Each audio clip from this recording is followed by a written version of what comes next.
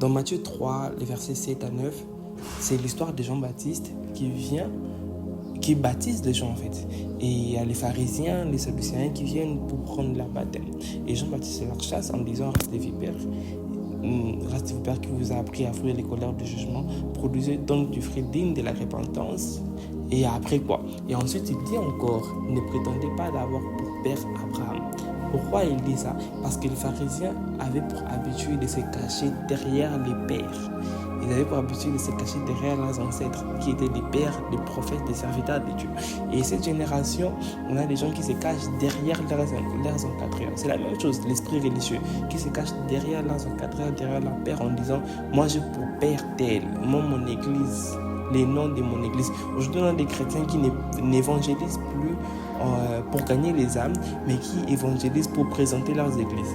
Aujourd'hui, on a des chrétiens qui ne présentent même plus leur communion avec le Saint-Esprit, mais qui présentent leur relation avec leur Père.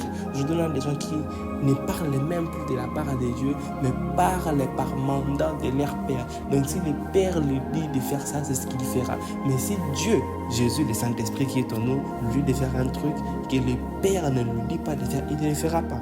Pourquoi? Parce que son Père l'interdit de le faire. Alors, vous qui avez cet esprit religieux, repentez-vous, produisez donc du fruit digne de la repentance.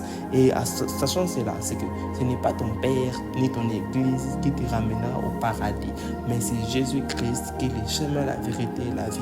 Ne te cache pas derrière un homme, peut-être que cet homme-là aussi est un pécheur, qui aussi a besoin d'être sauvé par Jésus-Christ. L'Abraham dont on parle, qui est notre père, avant ça n'avait pas de père. Donc ce qui signifie que la personne donc, que tu penses, que tu considères comme étant ton père, peut-être lui aussi qu'il n'avait pas de père.